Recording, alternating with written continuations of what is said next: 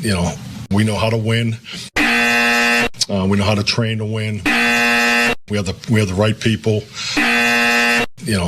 I know how to win, and we will get over that threshold. I have total confidence in it, and that's why I'm standing here today.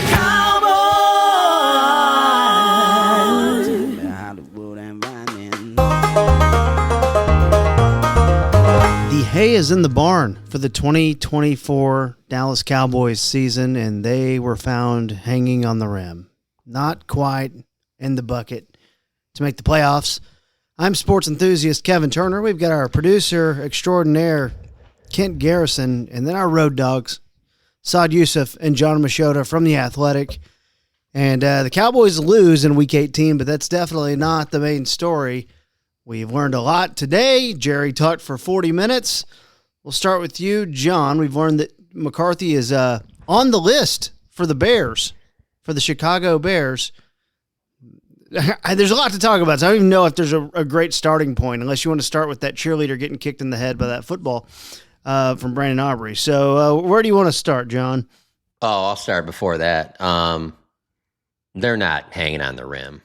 They barely even got in the paint this year. So you can't even say that this was a hanging on the rim. So let's just reset with that. They barely grabbed a rebound this year. So the actually making a shot is winning the Super Bowl. So I thought after about 3 or 4 games, we could just take anything in the paint out of consideration. So that the cheerleader getting hit, maybe, I don't know. Well, I mean, I couldn't believe we got another highlight. Yeah. I thought we were done with our clown plays of the year, and then that happened. It's just unbelievable. This season's been amazing. The best part about that also was that it was intentional. So, he meant to do that. It's just he didn't mean to hit the cheerleader. Is that the first time that's ever happened that cheerleaders gotten hit with a ball? I can't imagine. Off a kickoff, probably. Off a kickoff, probably, yeah. But I mean, that would have been the worst kickoff ever. Her eyes are watery. I think she was crying. Yeah, poor girl. She got smoked. I think she did post. Those she did post balls online. Are solid, especially the kicking balls. Oh, solid. She posted online that she's good. Cry now, laugh later, or something like that. Oh, okay, nice. Or cry later, laugh now. I don't know. Is that the sign that's in that room that you have right now? Yeah. I would say that yes, Jerry talking for 40 minutes. It stands out most to me just because of the fact that there are a lot of things he does, including not knowing the incentives in Cooper Rush's contract, which is kind of startling for a general manager in the National Football League. But so there's a lot of ways you can say that he's lost his fastball, but for that 40 minutes, for him to talk and never really even act like he wanted to walk away and still not really give you anything definitive, it just shows you how much that he enjoys the sport of the going back and forth with reporters. And one of my favorite things that I noticed probably about 2 or 3 years ago with Jerry is when he doesn't really want to answer something, even though he's going to give you an answer because he cannot not give you an answer, is that he always starts the sentence with, again. Even though it's not anything that's been asked before, he'll start it with the, again. I just want to... Nice observation. It's not like... And he's done it on the radio a bunch of times when he's pressed on something where he's kind of like, he doesn't really want to get into it, but he is going to give you an answer. He doesn't do a no comment. That's just not in his DNA. So that stood out most to me is that I thought for sure, you tell me we get 40 minutes of Jerry after that game, we're getting something definitive on the coach one way or the other. And he did a great job not doing anything with that, including the fact of just multiple follow-ups about this exact scenario, which you mentioned with Mike McCarthy, of other teams wanting to potentially interview him. And him comparing it to Zeke and I let Zeke go, because he wanted to go somewhere else. We don't want people here that don't want to be here. Okay, well, are you going to grant him the permission to talk to the Bears, who, by the way, I do think would be an interesting fit, just considering all of their, I'm not saying he's going to get them to the Super Bowl, but considering all of their dysfunction, he could be a stabilizing force. So that was probably the biggest stuff for me. Yeah. Real quick to build off of that, I will say the other thing that I noticed with Jerry, which is, I'm sure all of you do, but it's, he just talks in keywords. He talks in buzzwords. And so he'll hear something and he already knows how he's answering that question without, you having to ask the question, because he's just answering off of buzzwords. Because after the game, I asked him about, if he had any regrets about the way that it played out, the timeline played out with Jason Garrett for a week.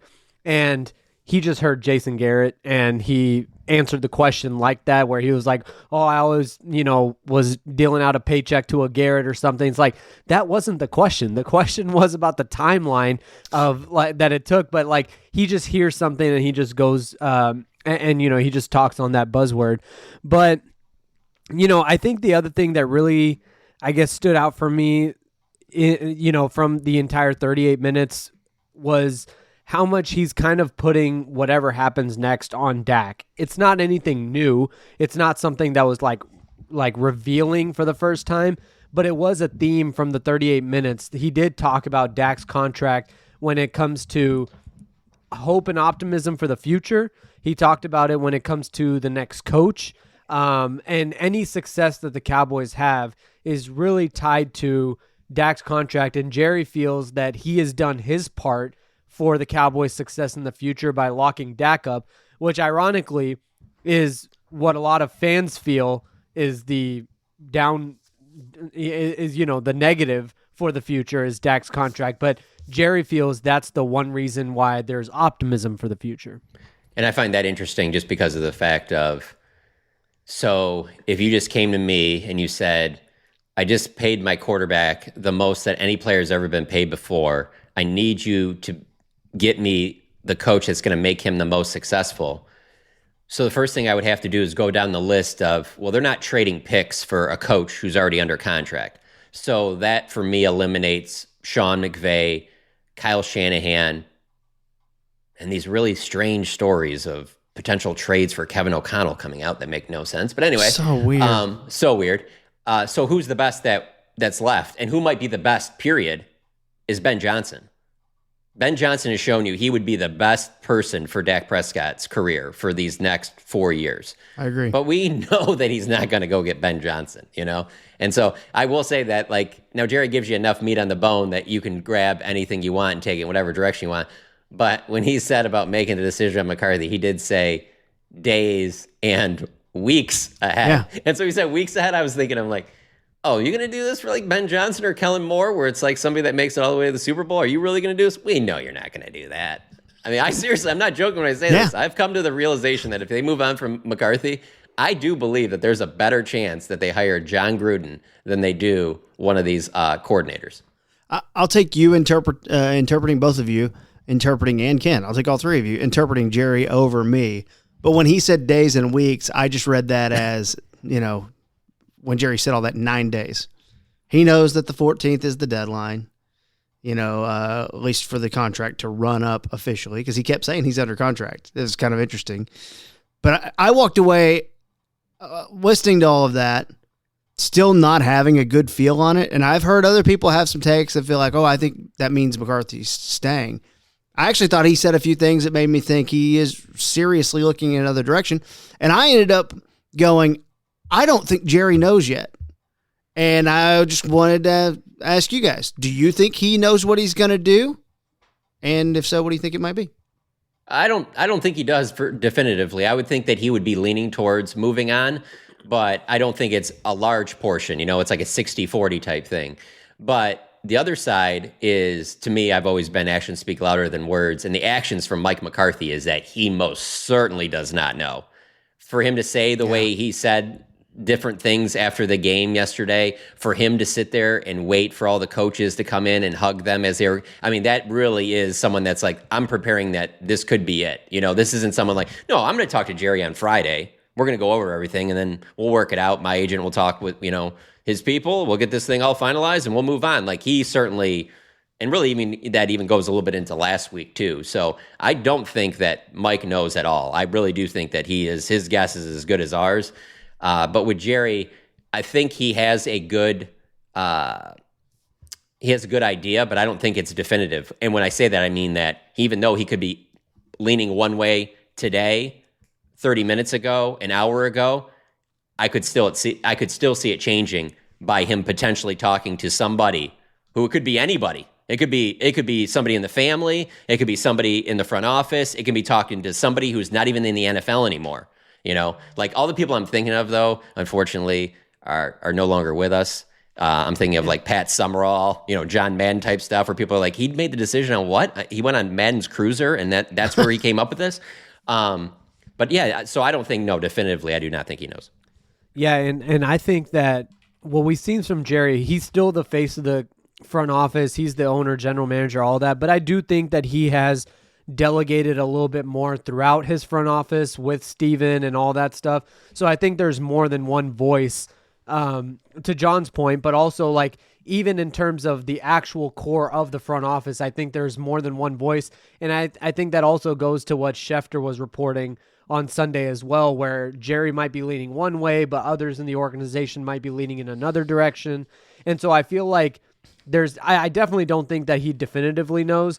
This isn't one of those things where I think it's purely a marketing ploy of like, let's stretch this out for a week so everyone can keep talking Cowboys.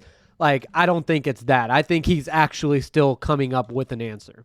How wild would it be? This is the wildest one I can come up with that I have not heard from anybody. So if you've heard this, let me know.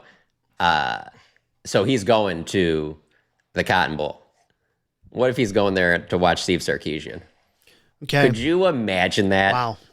Could you imagine that? Like, that's what he's holding out for. Like, let me go get one more look at the Texas coach. I think that this is what I want to do. Okay, now that seems crazy. It is. And we were, I would say, not thinking the college to the NFL guy. I haven't put a lot of thought into. I'm really just going wasn't off because those are the ones he's won Super Bowls with, are the college guys he's hired. But yeah, I don't think he'll do either. I've already said he won't go for. I don't see him going for a coordinator. Why would he go for a college head coach? But well, if you remember though, like the three hot names in 2020 before McCarthy was Lincoln Riley, Matt Rule, and Urban Meyer. It didn't go that route, but it is interesting that of all the names we've been tossing around, we haven't tossed around any college names.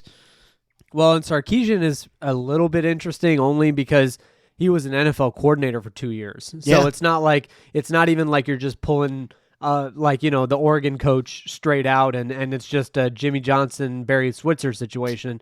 Like he was the offensive coordinator for the Falcons for 2 years. So he's a college coach, but he also has some NFL skin on the wall. A play caller too, which is going to be something that they need if they were to move on. Let's talk about the Bears thing that came down today. If the Bears are interested in Mike McCarthy, then that would hypothetically speed up the clock on Jerry. I mean, this is at least something pushed back in Jerry's face where he does need to have a little bit of action. Like, I'm not sure waiting until the 14th or the 13th is in play now with that. Now that we know that there is another team that was interested in Mike McCarthy, because I'm not sure that we knew that until today. And I'll be honest with you, it's a team that makes a lot of sense. Yeah. Like from McCarthy's perspective, obviously coaching in Green Bay, knows the division well. But the other part of it is that they need stability, and he brings that. Like, if you're if whoever the Bears, okay, when the Cowboys hired Mike McCarthy, it was definitively to have postseason success. Nobody in their right mind, I don't care who you are, thinks the Bears are hiring their next head coach because they're like, well, no, whoever's going to give us postseason success. No, you are trying to right the ship. You're trying to make sure that you get the most out of this young quarterback. And I do think Mike McCarthy can do that. I know it won't be that exciting hire that the Bears would love, but that one intrigues me. Now, I know the other side of it would be people mention New Orleans, which you like that because that puts you in a bad division. That like you hear those rumors about Ben Johnson and Jacksonville, makes a lot of sense. The franchise quarterback's there and you're in a bad division. Like there's an intrigue to some of those things, but the Bears just makes a ton of sense to me for Mike McCarthy. So that's why I also think that that's intriguing because nothing against the Arizona Cardinals, but like there's just some organizations, if they're reaching out, you're like, is he really taking that if he went? But the Bears that is intriguing. And their last head coach was Matt Eberflus. So you can't sit here if you're a Bears fan and go, no, we're way above Mike McCarthy. No, you're not. Yeah, and to be honest, the McCarthy thing, the more that I thought about it for the Bears, it's a very Bill Parcells move that the Cowboys had. Like you were coming off of all these 5-11 seasons. You're looking to get a new stadium. You're looking for some stability. So you bring in Bill Parcells. to kind of right the ship a little bit. And then in that process, he kind of, fixed everything up. He got you the quarterback, and then he left and kind of, the Cowboys went from there.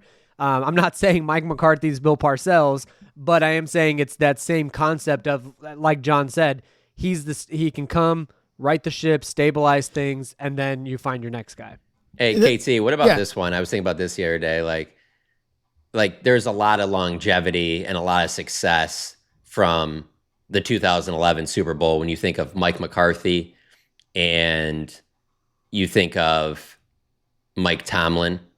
But isn't it kind of wild? Like what's their coaching trees for how long that they've coached now? Because when you think of Parcells, you can have this, but with those two guys, for as good as they've been and as much as they've won, like who is the coaching tree there? It's interesting. It's like the only thing that you could get to Joe Philbin. Yeah. Like it doesn't take long before you're like, okay.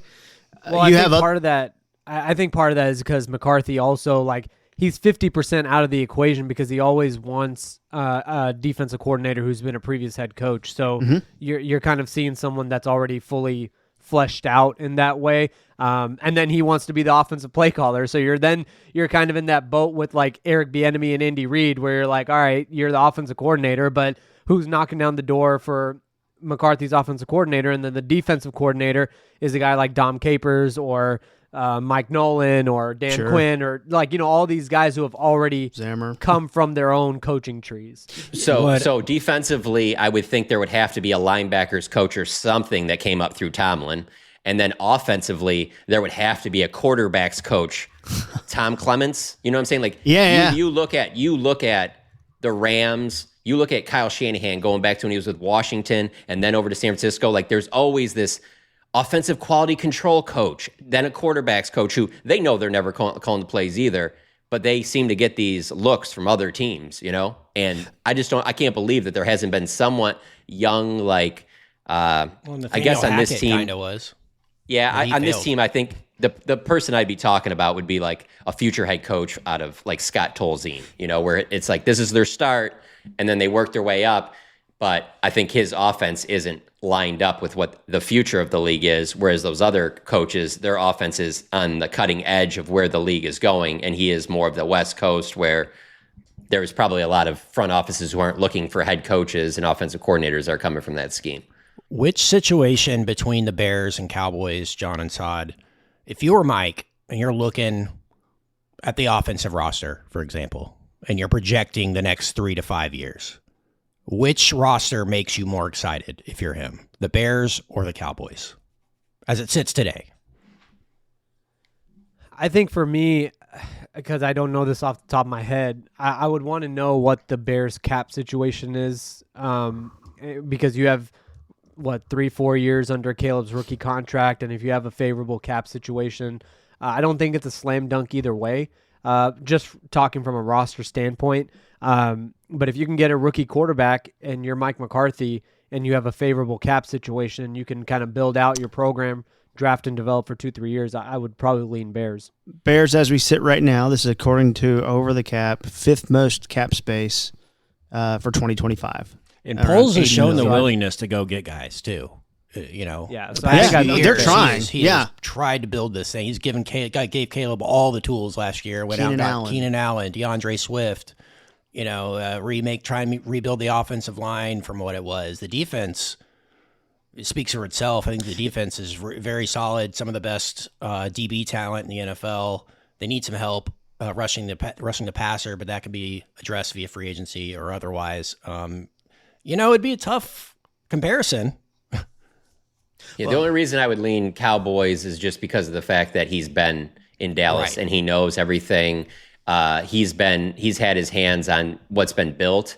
It'd be easier for me to do like Bears and Saints because it's both teams that he hasn't been with, But and the other thing with the Cowboys too is I get that Washington's on the come, but Philadelphia's the one that you worry about, whereas you go over into the NFC North and you got a lot on your hands there. Sure. The thing too, though, like my personal feelings towards the hiring of McCarthy in 2020, is like the one thing that I would openly tell you, the whole thing about stability and building a program is there, and it's great, and it fits that. I didn't want that because we just had 10 years with the same guy. And I was like, let's take a swing here. We've had Garrett. Well, also, and McCarthy was not a swing. And, the next guy, if there is a next one here, is probably not going to feel like a swing either. No. And that's where you kind of end up okay. And even me, who is I'm not a fan. Like, I'm not a Mike McCarthy fan as a head coach. I don't want him coaching my football team. That's all. Like, I think he's a great dude, probably, right? I just don't want that. And even I'm sitting here going, shit, I guess bring him back. I don't know. Like, I don't know, because if you're not going to consider Ben Johnson, and you're not, like if you're not going to, then what are we doing? And we're spinning our wheels, and this franchise and organization will continue to spin its wheels long past when Jerry's gone. It will keep happening. Can I tell you? They run it. I like when Kingsbury's name gets brought up just because of the fact that why would people think that that's going to work? Because when you said Ben Johnson, I'm thinking somebody that's had previous head coaching experience. I'm just like, I hear Kingsbury getting traction, and I'm just like, just keep McCarthy. The fit doesn't even feel right for Kingsbury. Like it's a drop back, get rid of the ball system that does rely quite a bit on a quarterback being able to make something on his own with his feet if it breaks down and the open guy is not there. Part of the quote unquote old air raid system. And Cliff has done different things to that offense and moved it forward a little bit. But like that ain't Dak. Like Jaden Daniels and Kyler Murray are great for Cliff's system. That's not Dak now. Yeah, and one thing that KT, when you talk about just bring him back type thing, I think the one situation that I guess would like annoy me most if I'm looking at it from that standpoint is if Mike comes back and they hire a different play caller, because I'm not saying that I wouldn't support that, and I don't think that's what they need, because I do. I totally get it. The offense is stale. I just feel like McCarthy's gonna just have this like excuse always there because he's used it with Kellen before. So I want it to be all or nothing. I'm not, just to be clear, I'm not saying I'm in favor of McCarthy's offense and there's no change needed. I'm just saying we're just gonna go for the next 2-3 years of, do we blame McCarthy? Do we blame play caller? And it's just going to be the same thing. Whereas the last 2 years, where the blame lies and where it goes. And so I think that is one thing that I see from that situation too. I want to throw in, because this topic I think is important. Jerry said this multiple times after the game yesterday with you guys, literally right there. John right behind him, Sod right there by Jerry's left armpit. You guys were right there like you always are, and we thank you for that. But he kept saying, it came up, would you let him talk to other teams? And Jerry kept using the line, well, I wouldn't want anyone here who didn't want to be here. And then we took it to Zeke, and I know we've already talked about this a little bit, but I do think this specifically means something. So if Mike McCarthy doesn't know, and Jerry says he doesn't know, like, we're supposed to move forward at least in 8 days, but the Bears are like, hey, I'm going to hire someone. This already looks really bad on Jerry. I mean, having a lame duck contract already looks bad on Jerry. But let's say the Bears hire someone. They're like, look, we're not waiting around, and we're going to go ahead and hire our guy on the 11th. Or maybe the Bears waited out on Ben Johnson. I understand all that. But, like, the clock is sped up on Jerry, right? Or does he not feel any of that? He's just going to, quite frankly, be an asshole about this because he's in charge and because he can be and because Mike's under contract for 8 days? Or is he going to do a respectful thing and actually let someone know something this week? Because he needs to do that. Yeah, It already makes you look bad and makes other people maybe not want to come work for you, which is, by the way, already happening. Does anyone think Ben Johnson would come here? I don't. I absolutely don't think he would. So, like, that's something I think Jerry should think about. There are people who actually don't want to be associated with your franchise. Yeah, I don't know how they handle it. I mean, it's tough. Like, if you drag it out to next week, I think I would agree with you on that. But if they go till Friday with it, and they put out a release on Saturday or Sunday, I don't think it's like the end of the world. The Bears ain't picking their head coach by Saturday or Sunday anyway. Like, it's not like Mike has to get in there on Friday. Like, he still has things that he has to do this week. But yeah, if it drags into next week, I would agree with you on that that's a bad look on Jerry Jones's part, for sure. And I also think for the right situation, Ben Johnson would coach the Cowboys. And also, I just want to say, like, you know, for McCarthy to hire Don Yee last year in the offseason, who represents Sean Payton, Jim Harbaugh, McCarthy already, and you know, Marcus Spears, I don't always give a lot of, you know, ear whatever to talking heads, but Marcus Spears is somebody that I respect, you know, and he has perspective. And he talked about like how much respect people do have for McCarthy, not just in the Cowboys locker room, but league wide. And you have a reputable agent, you have a coach that a lot of people respect. And if you don't handle this correctly, like John said, maybe a few days is not the end of the world, but if this goes on too long, it really does have a chance of being a really bad look that can actually deter you from certain candidates in the future. So, did you guys? One more thing on the Bears situation, just because I do have some perspective there. I probably pod more about the Bears than the Cowboys these days, to be quite honest. Check out Hogan Johns, by the way, Bears Nation. Knowing what I know about the Bears, I think it comes down to three guys for them: Ben Johnson, Vrabel, and McCarthy. I'm willing to bet that they would offer McCarthy the job if Detroit really is going to make a Super Bowl run.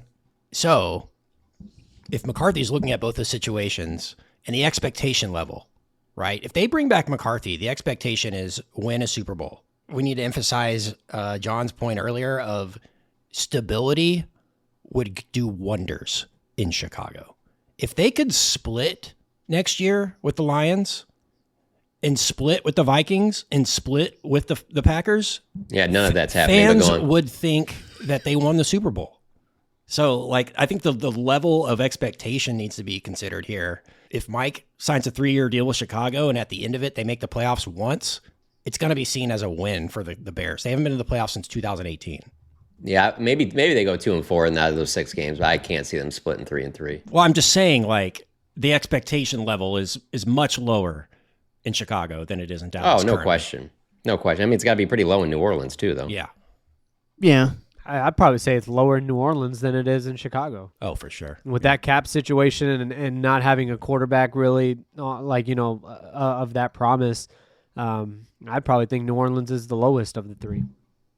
Yeah, and that's where like you're gonna see Kellen Moore's name starting to get thrown around. It's a little interesting, and the New Orleans job. And I started thinking about fits for Dak because that's what I'm more interested in. If Jerry's to your point earlier, Sod, and something Jerry's doing, well, hey, I did go all in. Was that much money enough for you when I gave it all to Dak? Well, fits with Dak matters, and you can decipher or you can make your decision on a lot of things in your head, but no one really knows besides Dak. When Dak has gone to bat for McCarthy a couple times in the last couple months, you could say maybe Dak actually like literally loves the guy and thinks they can go do it with him. It could be, I know for me, like I'm gonna bring this thing to my world. A program director in radio for me, my boss in radio. Who would I fight? I would rather the guy who makes my life easier than the guy who makes my life harder. And I started thinking about a couple things. And I know he's not an offensive coach. I'm sure you guys read it, the big piece on Mike Vrabel the other day in The Athletic. Yeah. And talking about how much of a disciplinarian he is and blah, blah, blah. And I'm not saying Mike is not that, but Mike Vrabel's a guy who's going to come in and immediately make things for the Cowboys hard. And I've never been a big Mike Vrabel fan. Can you do that? I don't think you can. I don't either. In Dallas, I don't think you can. Not when Jerry's running it. I don't think you can. How tough can you be? And then he just goes on the radio and says something else. Or he just goes down to the cafeteria and sits down with the player and goes, don't worry about any of that. Just be there on Sunday. Everything will take care of itself. Yeah. So I don't know how much you can be a disciplinarian in the Cowboys organization. And that's probably part of the reason why they haven't been back to a Super Bowl in almost 30 years. Yeah, and also another thing that Jerry said yesterday was about he's going, like, if a coach is not willing to put up with, he wasn't talking about the disciplinary and his radio interviews and stuff. he was talking about the contracts they already have signed in. But he basically said that if a coach is not willing to work within those parameters and is not happy with Dak as the quarterback for the next 4 years, that coach will not be a candidate. So there's that part of it as well. And I guess my other question would be, though, say they don't bring McCarthy back. I mean, if Jerry's point is that the next coach or the next regime, let's just say regime, has to maximize Dak, like, how are you doing that? I mean, say Ben Johnson's off the table. Even like what head coach and offensive coordinator pairing or offensive head coach is really doing better than what McCarthy has done? I think any coach that would be able to definitively get them a running game.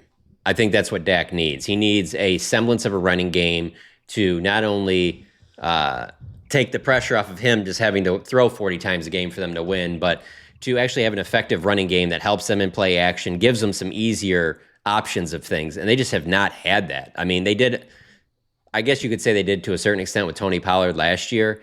But like you just look at when they did have Pollard running pretty well and he was a threat. And then even, maybe a few years back with Zeke, like that's when they were winning 12 games. Like Rico Dowdle had a nice season, 1,000 yards. Congrats. That is good, but they need more than that. And they need a running game that from week one is something that teams have to care about. And when I say a running game, I don't necessarily mean it has to be your traditional, just we're lining up in the eye, like you can do it in a variety of ways, but them not having a run game did no favors to the rest of that offense. Okay. The only other way would be, and this will definitely not happen, but like if they went and made a move for like an established wide receiver to be like the number 2, where they're like, we're just going to have 2 dogs on the outside and we're just going to chuck it all day long and we're going to be up tempo and do all this stuff. I don't see that happen. I think what I said earlier about the running game, that's far more likely for them to draft a running back high, and it kind of looked more like 2016, 2014. Okay, well, Kellen Moore in his 4 years, I'm just talking about fits for Dak. Yeah. Kellen Moore in his 4 years as offensive coordinator for Dak Prescott and the Cowboys. Let's see. 30 points per game, highest points per game among all teams and quarterbacks during that span, top 5 in EPA per play. I mean, they were second in net offensive yards per game, and we all know that Kellen's a pretty good, run design guy. I mean, that's something that has been dropped off a little bit. 2,000 yards. Yeah, and it's Saquon and the Eagles and all that. You can say whatever, and why did it work with the Chargers and blah, blah, blah. That's Kellen's specialty, is the run game. And I know when I think of fits for Dak, it doesn't take me long to get to Kellen. As a big Kellen fan, am I saying I want the Cowboys to go hire Kellen? I think we don't have a ton of options right now if you're going to let Mike go.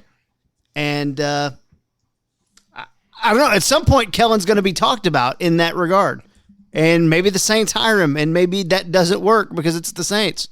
But fits for Dak? We have proven track record of fits for Dak. Kellen Moore. And he was run out by the current guy that you don't know if you want or not. That you don't know if you even care.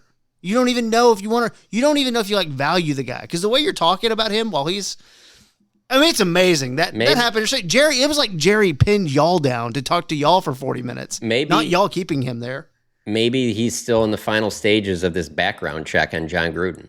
And once the final documents come through, then he'll make his move. But he hasn't had everything cleared yet to make sure. Do you think he would do a background check on John Gruden?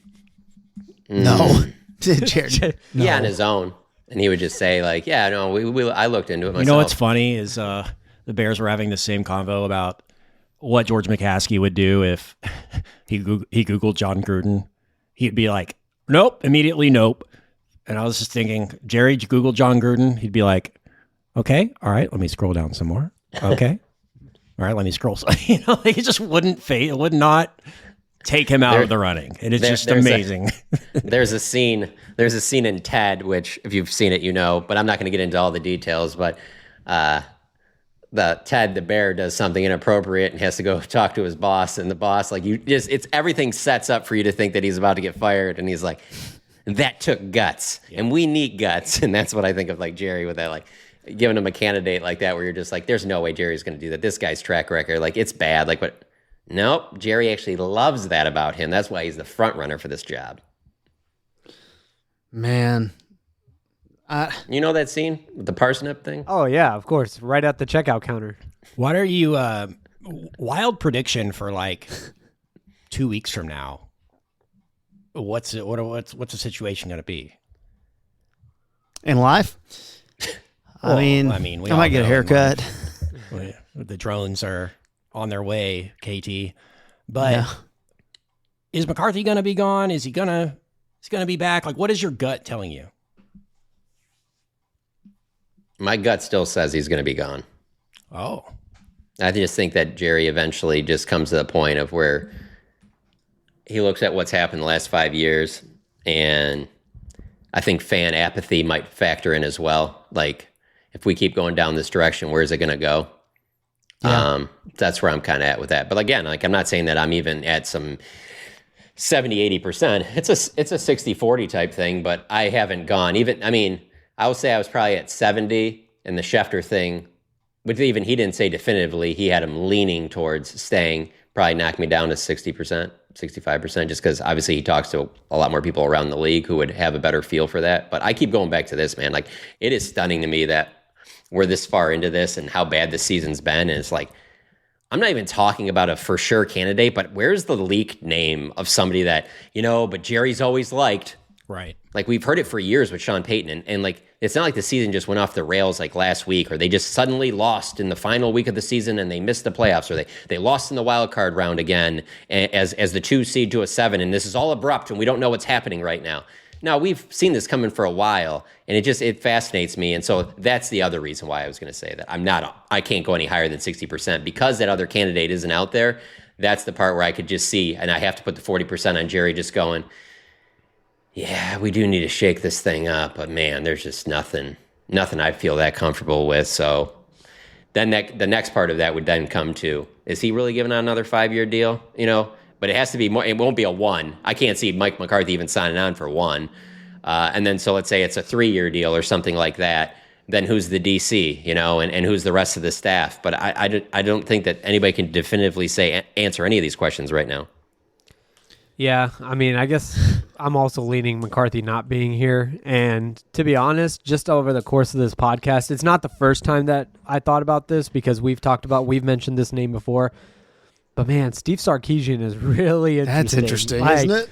That really is interesting. If Jerry tries to, he's always trying to relive the glory days of the 90s, and you go and hire a college coach, and he's also somebody that has some NFL experience, literally an offensive coordinator in Atlanta for 2 years. And on top of that, to the fan apathy thing, there's a lot of Longhorns fans in Dallas, a lot. And you talk about getting excited about, now I don't know if Sark would want to do that necessarily. I don't know, because I don't know what the money situation, I don't dive that deep into it on college football. But that just sounds really interesting to me. You talk about an offensive mind. He's been around guys. I don't know. Well, that sounds knowing really Jerry, interesting. though, don't you think he'd go after Saban before he'd go after Sark? No. You don't? No. Him not having any interest, the fact that Bill Belichick isn't the guy in line tells me that. Why would he go Saban if he's not going to go Belichick? Saban didn't even have success in the NFL. And they're similar styles and everything like that, the way they go about things. They're obviously good friends. If he was interested in that move, I think he would go. I'm just trying to look at the guy that brought up Sark. So, well, Sark's young. Yeah. Well, I do. There's that difference. Let's talk money here. His buyout here. I'm thinking it was 10. Well, yeah. It's. I can tell you, Sark 10.3. I'm going to round up and down here, so it's easy for listeners here. $6 million in 2024, $6 million in 2025, $6 million in 2026. Can possibly get it up to $10 million by 2030. He's got a pretty decent contract there with the with Texas, but that's There's no way of this. I don't think I will either. But it's I'm not just saying, out of nowhere. When I Googled his name a minute ago, we have Texas. I had not seen this, by the way. You brought it up, John. Texas Athletic Director Chris Del Conte blasts Steve Sarkisian in NFL links ahead of the Cotton Bowl. So has someone already put that out before you? I don't know. I know that an AD would talk about that before going into a big game like that because they don't want any distractions at all, and he doesn't want the coach to have to answer a bunch of questions about things like that either. So that's pretty par for the course from an AD. Yeah, and also I don't think Cowboys' job in particular is. I think other NFL jobs are probably on the table as well when the AD is saying that. Yeah. But and I'm not saying it's likely. Trust me, I'm just saying I'm talking myself into it a little bit where I'm just like, man, if you're not going to go with the candidate that I would want most, which is Ben Johnson, then I can talk myself into Sark a little bit. I do have a lot of respect for Aaron Glenn as well, and I would love to see Aaron Glenn, and obviously he has the ties to Dallas as a player. Again, it comes down to what is he going to do on the offensive side, and how is the offensive side going to be built out there. But if I'm not talking Cowboys in particular, Aaron Glenn is someone that I hold in really high regard in how I view him, and I think he should be top of the line as well for a lot of these jobs. I would say for a defensive coordinator, I still want to go offense on head coach. I wouldn't mind. I mean, yeah, I wouldn't mind Zimmer staying, but that doesn't seem like that's going to happen. I would not mind bringing Eberflus back as a defensive coordinator. I know he's laughing stock in Chicago, but I think that was a career that was building towards that anyways. Even when he was here, and I think Eberflus as a DC would be something to try. I'm in try mode, though. I don't want to just run it back. I'm in let's try some things mode. You would like Eberflus more than like Robert Saleh? Oh, no, I want Saleh. Yeah. I'm just making sure. Making sure. I mean, Saleh may be sitting there going, it'd be nice. Maybe I'll see if I can get that Detroit DC job if Aaron Glenn gets a job. Or, Saleh's sitting there probably playing his cards. Let's keep it down that road. I like where you're going there. Let's just stop and put a pin in that and move on to another subject. That sounds even better. Well, I'm just saying, it's interesting. Like, these guys. Is interesting. I like that. These guys are all, this is why this is fun. Even though it's terrible, the human element of all this is terrible. Tons of coaches who don't even get talked about and staff members relocating and moving their family out of towns, and we forget all that shit. And I get reminded of that when that Vrabel article in The Athletic was really good. And I think everyone should go take a look at it if you want. And but those are the things that all of these coaches are dealing with. And we talk about, I've been hot on the trail of McCarthy shouldn't have even been here this year. Well, there is a family, and there is coaches who will also lose their job too. Who, a 15-year-old might have just started high school, a 14-year-old might have just started high school, and they got to effing move because that's the life. But we forget about that, and I guess that's not my job. They're the ones who chose to get into coaching, I guess. But I hear you on that, KT. I'm just saying that Vrabel article that you're referring to, and I read it. It was a really good job by Matt doing that. It was interesting to me how many residences Vrabel had, just because it wasn't just two. It wasn't just Nashville and then Cleveland. I think it was like Denver or something like that too, where he was going back and like he was talking about skiing. That being home, and I was like, and I was just like, I hear you on like, it sucks that they have to relocate, but man, I mean, to have the funds to just fly back and forth between 3 different cities and have 3 different residences, like. Head coaches. Not bad. Head coaches get paid. I wanted to see how far you guys are going to go with this before I had to step in here. So I get it for what you're saying. Number one on the list, though, is we are talking about being the head coach of the Dallas Cowboys. If you don't want to do it, believe me, there'll be plenty of other people that will want it. It's a very, prestigious job. I know you got to deal with Jerry Jones, but you're still the head coach of the Dallas Cowboys. There's only been 9. And then the other part, and this is the one I think about all the time, just having my brother been involved with college basketball coaching. You know how many small colleges have coaching staffs that have to do that, and they're not making anywhere close that money? Your whole family is moving all the time to other schools, and that's just for a hope. That's just for a hope that one day you might be able to be the head coach, or not even the head coach, the top assistant at Wichita State. So when we're going to talk about those 32 NFL jobs, I get it. If you don't want to travel and it sucks for your family, I get it. Don't do it then. Yeah, don't do it. Somebody else will. There's Cowboys staffers, and I won't take any names, but John probably knows what I'm talking about.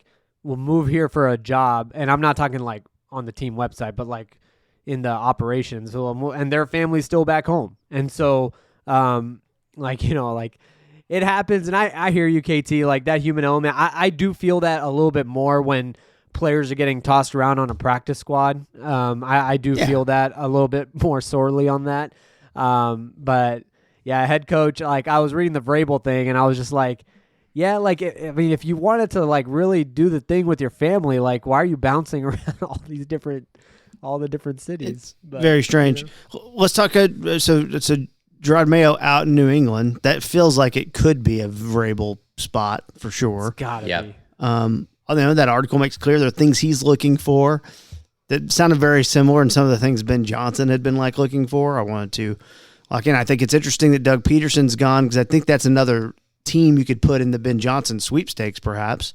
Chicago. It's more interesting to me that Doug Peterson gone and the GM is not. Like that, yeah, Buck. Yeah, that's surprising. Buck, you'll always find a way to hang around. It's very strange, but that does feel like a place where Ben Johnson could go and might have, you know, could have some considerable sway in things.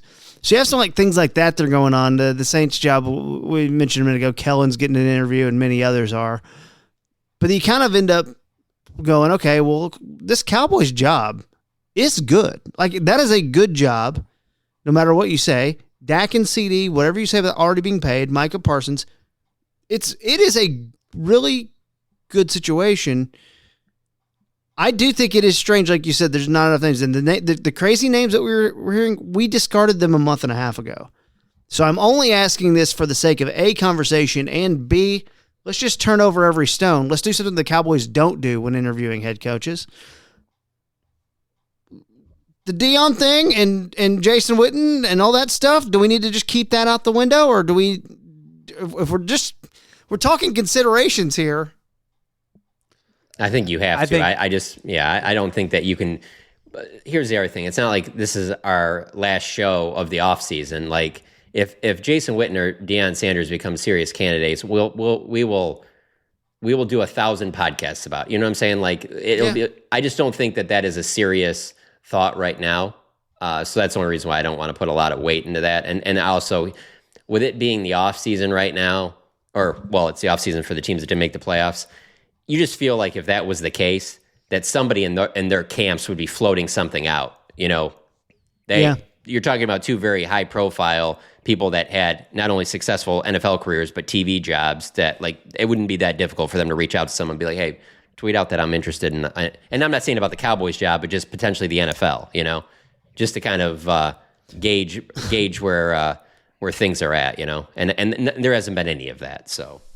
Yeah, and I agree, and I also think that both of them just right now, first of all, aren't ready for NFL jobs at this point, and then secondly, like it's fun to talk about because, or it can be fun to talk about for some people, but it's really something that's just fodder at this point. Not saying that it can't be something that materializes, but I find it hard to believe that Jerry would hire somebody who he wouldn't even like there was no competition. Like who else is trying to hire Jason Witten as the head coach in the NFL?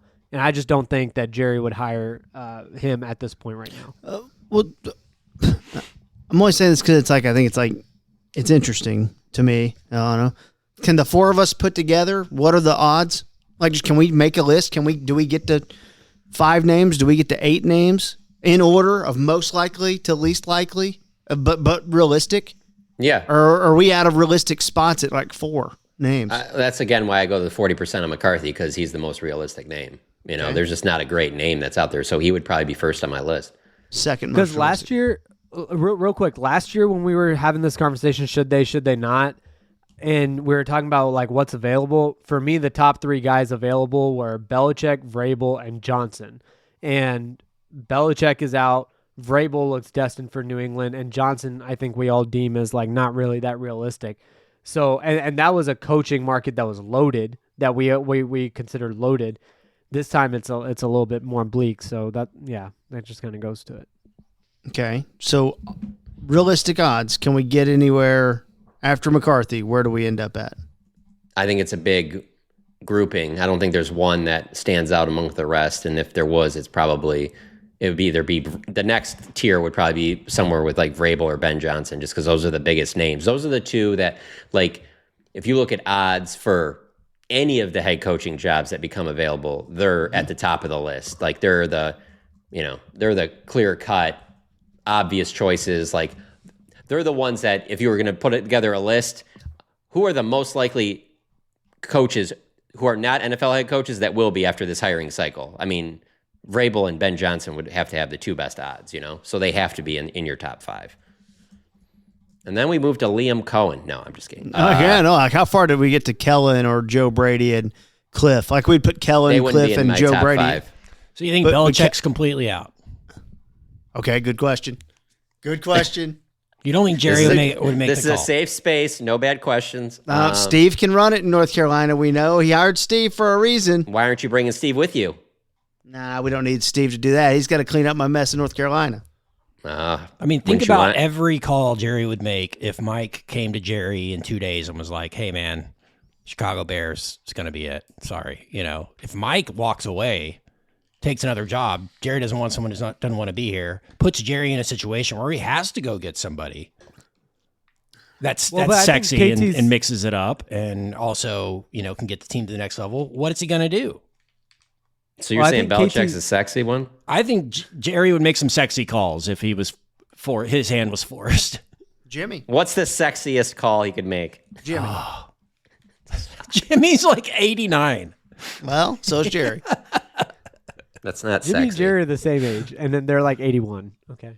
I think all the sexy names would all involve them having to trade draft picks, and they're not going to do that. Yeah. But I think to KT's point, if you're making a top 5, okay, so you got McCarthy, Vrabel, and Johnson. And John, to your point, you said Kellen Moore and Joe Brady, and that would be outside of the top 5. So then who are the other 2? I'm putting John Gruden at 5. Ooh. Oh, you're sick. You're sick. Aren't I? What makes you say this? Because last week you were chastising me like crazy. Talking myself into it. Oh, okay. A little time. Just need a little time. Talk myself into it. Yeah, no. Okay. Listen to some Barstool podcasts. Seems like he's leaning that way. Shred him. Okay, now this is fun though. This is fun because what's wild about I wouldn't even put Ben Johnson in the top 5 because I think that's a both ways. Jerry wouldn't do it, and I don't think Ben would come here. Now he said we could work out a way where Ben Johnson will accept this amount of money to come here, but what we all know that ain't happening. So now you got Ron Rivera. Oh Christ. You're right, dude. Ron Rivera. Jeez. I'll say this. That's in my Doug Peterson vomit territory. Before they hired Wade, they interviewed 10 candidates. If they interviewed 6, I think Ron Rivera is at least one of them. Who did the Cowboys interview before Wade? Do you know? I'd have to go back and look. Wasn't Garrett in on that? Oh, well, yeah. Did he even have to interview? Okay. Okay, I've got it. Norv Turner was in there. Yep. Jason Garrett. Todd Bowles. Ugh. Man. Jeez, that's rude. Well, I want offense, okay? That's Gary fair. Gibbs. Mike Singletary. Jim Caldwell, John. Jim Caldwell. Can't whip with him. Tony Sperano. Rest in peace. Right? Yeah, I think so. Yeah, and Todd Haley. Oh, remember the Todd Haley connection here? A lot of grunts and groans over there from you. Well, the 2007 coaching cycle was not great. How was 2020? You know what? We found a way to talk ourselves into some things there. They interviewed Mike McCarthy and Marvin Lewis. Yeah, but we were throwing out names of like, it was the same conversation. I honestly can't even really remember that much. I think that's how beaten down this brain has become. I don't remember arguing about anybody at that time. I think 2020 was a situation, like as soon as that video dropped of Mike grinding on tape, I think Jerry at that moment made up his mind that he was going to can Garrett for this guy. I think when Jerry says, I have to have somebody better in order to move on, I think that's totally right. I 100% believe. I think Jerry for the last month of that season, knew in the back of his mind McCarthy was probably going to be the guy. Yeah. Yeah, 100%. Because I told John this when we were waiting for Jerry yesterday. I was like, because I wrote something for the newsletter. I was like, I went back and listened to Jerry's comments after the New England game that year in 2019. And even though I knew what he said, I was still shocked at what he said about how just outright definitive he was about the coaching just being so bad. And that was late November. So, yeah, I agree, Ken. He knew the whole last month. Yeah, and that's, that piece came out. And but also, let me add something to that. He specifically was going after special teams after that Patriots loss. Really threw that special teams under the bus, coaching staff. And in a way, he kind of was doing that yesterday too. Like talking about, he was saying something about how and then on that play, do you really want the punter throwing the ball? And it was like one of those where he just weaved that into an answer where I was like, it's just like, let me say this. There are two things that have stood out to me that when are not being asked directly from Jerry Jones, he's brought up over the last 365 days. And one is the loss to Green Bay. And I'm not talking about after the loss to Green Bay. I'm talking like on a random Wednesday, he'll just throw that in on somewhere. Yeah. And then the decisions on special teams. You can just tell that he was not a fan of several of those this season. Yeah. Including one about not trying to block a punt. Yeah. Yeah. That was the strange one where he had to come back on the radio the next day and go, no. It makes sense. It makes sense why you would try and block the punt. Yeah. I would have to go back and listen, though, because it's kind of all brain fog at this point, even 24 hours later. But I think he was defending the coaching staff, and I think he was blaming the player. Like, the player called it, and the coaching staff didn't want to. I think that goes back to the coaching staff. That's why in the press box, I'll give you guys a little behind the scenes here, what goes on in the press box since that stuff's gone on. So for the last 2 or 3 games, they'll be in some real bad situations, and myself and some others that I won't name because I don't know if they want to be named will make jokes in the press box of like, well, do they have it activated to run right now? Could they throw in this situation? I'm talking like real backed up because that's what we were being told. I mean, there's situations where there's no activation. There's no anything except that you snap the ball to the punter and he punts it. It's not about the look. This isn't your quarterback going, punt is the play we thought call. they'd be in man, but they came out in zone, so we ran this play, and I changed it at the line. He's your punter. Have him punt the ball. So, yeah.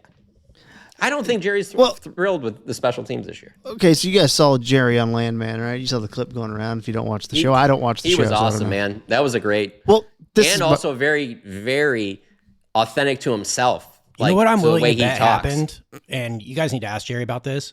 I'm willing to bet Taylor Sheridan just gave Jerry a premise. Yeah. And said, he can't read. Yeah. And said, go, here's. I'm sure he can read, Kate. Here's what you talked to him about. Go talk to John Hamm as if he was really in the hospital. And Jerry just went and riffed, and that was it. And that's all. Go be yourself. Yeah. And John Hamm looked beaten. And when he talks, well, he was in a hospital bed. The only part that was scripted was the end part where he's talking to Billy Bob. Right. But I also think that would be smart on their part as directors, producers, and whatever, because when he talks about his family like that, he will get choked up. Yep. And so that got the waterworks going. So that looked great in the scene. It looked very authentic. So I bet you are right. I bet you to a certain extent, it's almost like I know that you've had to have heard about this, Kent, about how in what's the one with Brad Pitt and Leonardo DiCaprio. Once Upon a Time in Hollywood. Yeah, when Leo goes into that trailer and starts flipping out, like that they just set up a camera in there, and they were just like, just go nuts, and then we'll find the best stuff, and then we'll piece that in there. And that scene is great. I love it. But I think that's what it was. But I have to bring this up. The way that you just said that, though, Kent, like, we got to ask Jerry about it. The next time we talk to Jerry, can you imagine if that's like the first thing I bring up? Because it's probably going to be like whether they keep Mark or they keep Mike or they move on to another coach. And I just right off the rip ask about that. No, Jerry, we're going to get to that in a second. Let's talk about this scene. How long did it take? Were the tears real? Well, if you're smart, you'll open with that and get them all lubed up. Well, David Moore will open it, but I'll try and follow up in there. The reason I thought it was really good. Like for you to tell me that he was going to be in that show and he was going to talk for as long as he did, man, the percentage chance of me saying that the scene was going to be really good would have been very, very low. But he was awesome. And also, how can you write for Jerry Jones? That was probably Taylor Sheridan writes every episode of all his shows. He's known for that. He probably sat down to do that scene and was like, you can't write anything better than what Jerry would say, right? So just let Jerry be Jerry. Well, also, wouldn't you think that they would lean on him for even in that show in general, just because of the fact that what it's about and how his expertise in that, you know what I'm saying? Like, it's not like they're asking him, like, he's not in some show that's talking about, being a firefighter or something. I mean, right. Like, he knows the oil industry, Chicago Fire with Jerry. Yeah, Chicago Hope. Dr. Jones. Sorry. The thing that does intrigue me most about that scene, though, is just how many takes it would have taken. Like, I wonder if that was like a... I bet it was like one or two, max? honestly.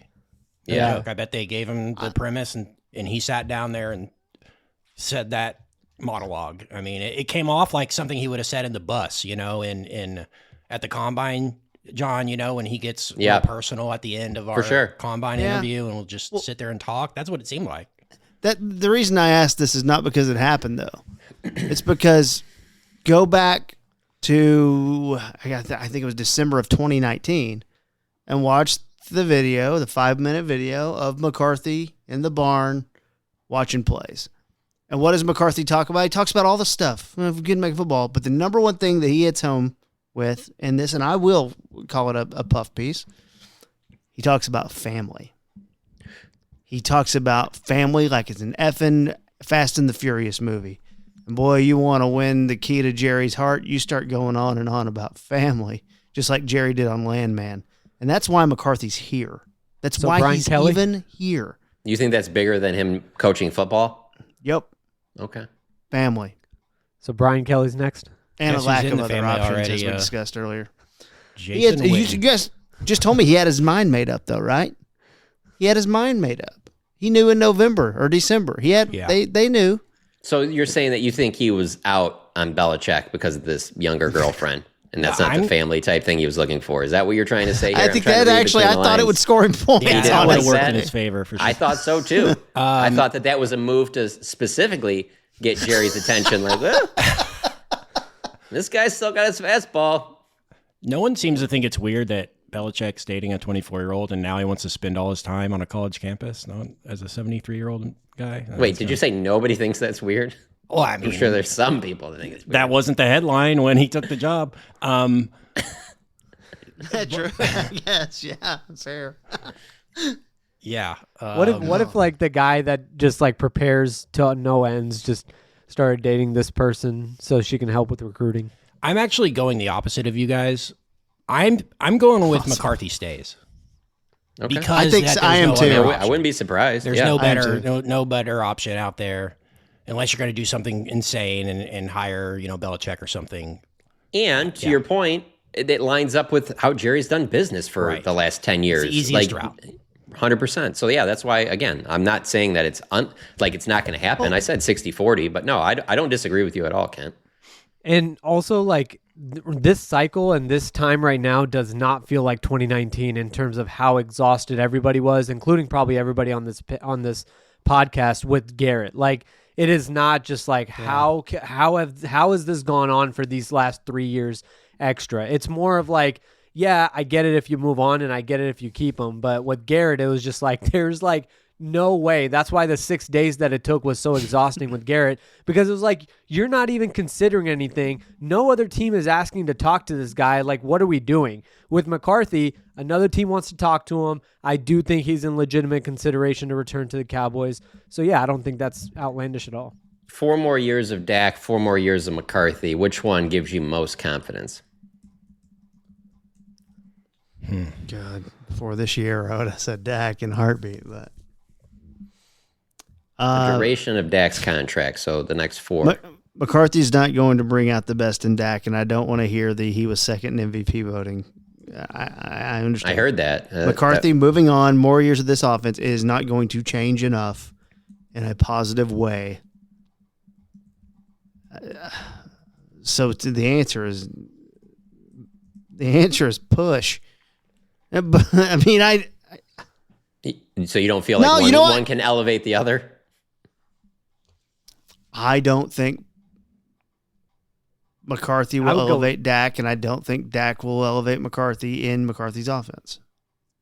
Fair. I would go with Dak, but with the premise that, John, I think you asked one or the other. It doesn't have to be aligned with them together. I think, well, number one, you don't have a choice. Dak's under contract for the next 4 years anyways. But like, even if I am picking one, I do agree with what you've said before a few minutes ago about give Dak a running game, and we've kind of seen the success. And you know, you've also mentioned it previously on this podcast, and KT just did, about getting the best out of Dak. We're not at the stage of Dak's career anymore where you're trying to elevate Dak. You're not trying to do that at this point. I think he's elevated to his peak already. You're just trying to get the best out of him, the best of what he's already offered. And if the best of what he has is 2023, that's good enough to win you a Super Bowl. You just have to consistently get that the entire season and then into the postseason. Yeah, when it matters most, though. That's the thing with Dak, though. You need him. Him being second for MVP, it deserves to be mentioned, but you need that Dak in January. Who can get that Dak in January? Kellen. I'm kidding. What's Kellen back now? Kevin O'Connell? Player coach Dak Prescott? Let him coach himself. I like Kevin O'Connell a lot. Yeah. And you think they're having a little bit of what a swing on Sam Darnold. Dude, Sam Darnold was amazing. Sam Darnold trying to throw it into the first row to Lions fans yesterday when he's got receivers wide open in the end zone was insane. You can't go back on it, though. He helped get you to where you're at. You can't go back on it now. I can go back on it. That's a one-year deal. You can put Daniel Jones out there? No. I think that you got to give him the full body work. He's had a really good season. I agree. And I'm very wrong on that because I thought it was pretty fraudulent, and gave it to my guys again. Did you think he was seeing ghosts last night? I thought he was seeing ghosts, and I said that. I forgot who I said that to, but I did say that today. I was like, he was absolutely seeing ghosts last night. Yeah, I didn't think of that at all. I don't know where I got that from. There was no time when I was watching the game thinking that at all. I was telling somebody that I was watching the game with, and I said the two things that I knew Sam Darnold for most before this season was the seeing ghost comment, and then the Panthers putting out that graphic when he got like mono or something, and and like that was going around. I was like, that was the only two things that I knew Sam Darnold for most, and now he's changed that perception. So kudos to him. The seeing ghost things always makes me think of the way Dak talked about it after that was, because that was obviously a big deal when that happened. But I just remember Dak talking at his locker for a while about how like that's so on the TV crew, and that like when you're getting mic'd up like that, it has to be a give take. Like you have to be working with those people to where they're going to cover you on certain things. Because let's not be foolish and think that Sam Darnold is the only quarterback that has said something like that.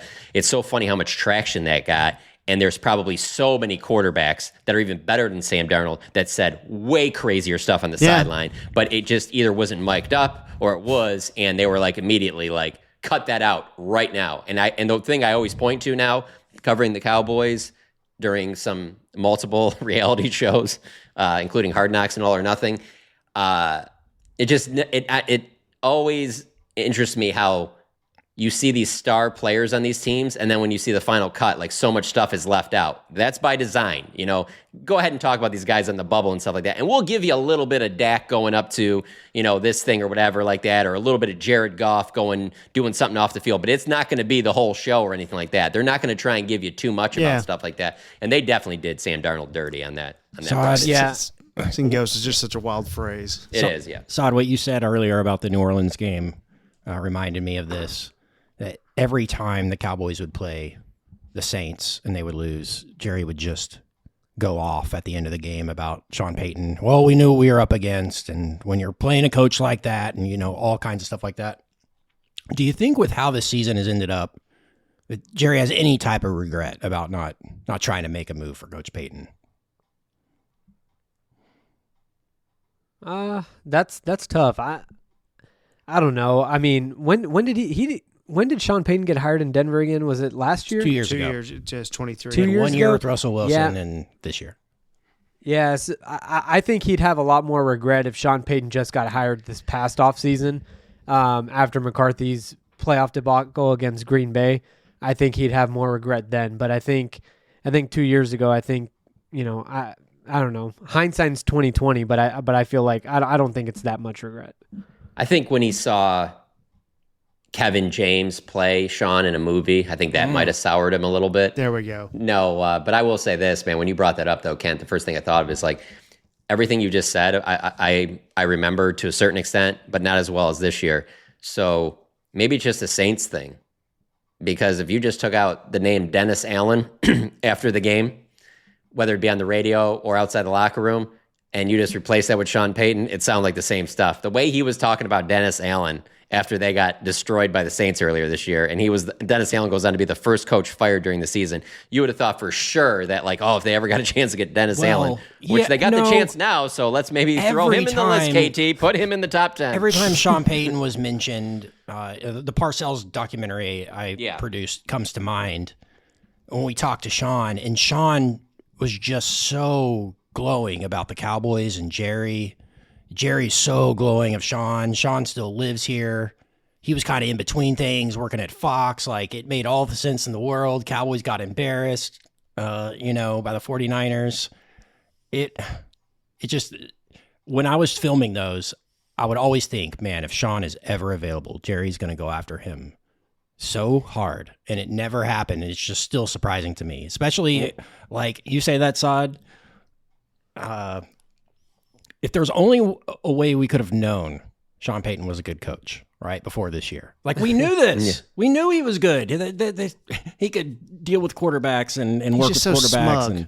Smug. But There's always been a part of me with Jerry that also makes me wonder if, like, and I know people have said this before, but, like, does he really value the head coach like that? He obviously values the head coach, but does he really value a head coach to that level where he thinks it's the end-all, be-all? And I don't believe he does, and that's why I always come back to the whole, he's not trading picks for coaches. I always say, man, if you got a chance to go get Shanahan or McVay, do that right now. Give up the 2-1s or whatever.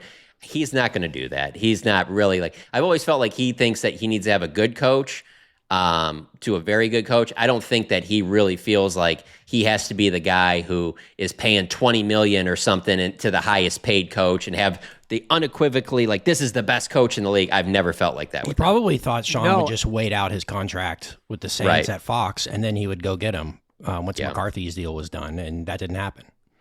Yeah, and also to John's point, I mean, you don't even have to read between the lines with Jerry on that, because he said it twice in his career. He said it. He used that 500 coaches could do this when Jimmy was let go, and then he got Barry. He said it again yesterday when he was talking about the Senior Bowl. So yeah, he does not think that coaches are at a premium. And I would say at that time I could see why he would believe that, just by the juggernaut of roster that they built. That, and it was probably true. Felt that way. But like, I always felt like he kept Jason Garrett for so long because of Sean Payton. Because he felt like Sean Payton was the one that got away, and this was not going to happen again. And that, and also he would get the most credit for it because this was going to be his, guy that, his dad worked in the organization, and he was a quarterback here, and now he's going to be my Tom Landry. We're going to give him every chance to succeed. So there's a lot of that, but that's also a lot of, like, Jerry would have got a lot of credit if they won big with Jason Garrett. Oh yeah, I thought Kellen was that guy when they made Kellen the play caller when they hired McCarthy. Yeah. And then they let him go and said, Mike, it's all on you. The other thing is, we talked about this probably a month ago, the money that these head coaches make. Dude, Mike McCarthy is a top 15 highest winning coach ever. And Jerry even talked about that yesterday, too, in the stand around. But dude, Mike McCarthy, when it comes to how much money he makes compared to a lot of other NFL head coaches, he is on the clearance rack. Okay, $4 or $5 million a year. These other guys, I don't know if all that's reported right, though. I think it's more than that. It might be maybe 5, 6, 7. Coaching contracts are kind of tricky like that. Like they don't have to be public knowledge. So yeah, but it ain't Andy Reid at $20 million, right? No, definitely not. No. 10 to $20 million. No. Jerry ain't spending that money on a head coach. No, he's not going to do it. Like he's just not. And that's why the Ben Johnson number last year of $15 million for him to take a job was very interesting because we don't get those numbers a lot. Like according to Jerry, unless it's incentives. Okay, well, she's trying to get that going. Jesus. All right, let's catch up. I don't know about how we're going to roll out with the schedule. We'll figure it out for all of you listening. Obviously, we will have breaking head coach news sometime in the next 8 days, whether that means McCarthy staying or going. And we'll get to some other stuff, maybe some should they stay or should they go, free agency things, the classic year-end stuff. I wouldn't mind picking the playoff games, so maybe we'll catch up a little bit later in the week, you guys. For all of you listening out there, thank you for following us all season long. Really appreciate that. I didn't check my scoreboard yesterday, though. I need to see if me and John owe anybody money. I think we might have escaped by the last second score. No, I don't think anyone. I feel good about nobody having 23-19. 19 really is a. Looking at the list, let's see. Yeah, we got out alive there, John. Did anybody have Cowboys 19, Washington 16? I don't even have a 19 or a 23 in there or a 16. Okay. Yeah. Actually, amazing. We got through. We did it. An hour 15 and didn't mention Trey Lance one time. So good. What do you we did it for John. What do you want to talk about? That was such a topic for like the last month, and it happened, and we didn't even matter. When I think of Trey Lance, I think of living here close to the Star, and this time of year when North Dakota State fans take over this area, and because I'm not from North Dakota or Minnesota, I didn't kind of put together hey, don't try and watch the Lions-Vikings game at a local bar because it's all these North Dakota State fans who love the Vikings. So I was that Homer's grandpa, dad, or whoever the grandpa is on The Simpsons, walking in these bars, literally putting my hat and then walking right the back out. Like, I couldn't believe how many Vikings fans were in all these bars around my place. You ever watch The Simpsons, John? Isn't it the grandpa? Yeah. Yeah. I mean, I watch it. I just haven't watched it in a long time. Just that GIF, though, is amazing. I use it a lot. Got it. Well, guys, ear to the ground, spy glasses out. Detective work needs to be done here. We need this name to leak out. Who's it going to be? We're still waiting on that to happen. It's going to happen. I just said Steve Sarkisian. What else do you want me to You leak might have out? done it, actually. Wait till the game's over. Jerry's going to be there with Micah. They're going to go talk to Sark after the game. They're going to get it worked all out. Dude, I'm telling you, if I'm casting like my vote on that happening, like I guess it wouldn't shock me as much. This podcast has kind of talked me into it.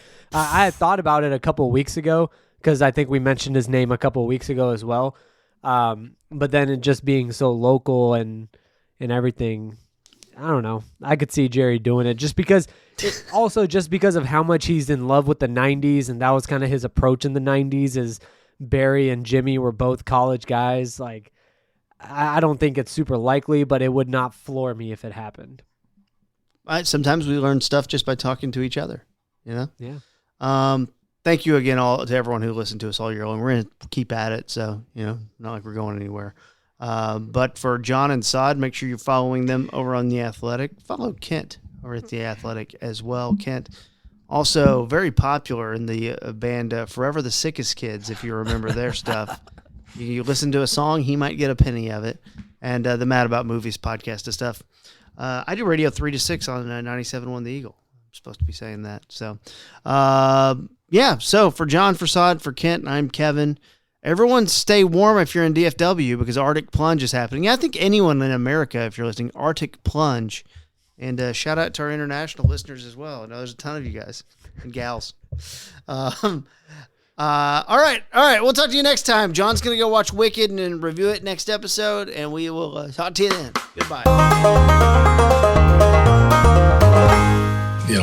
We know how to win.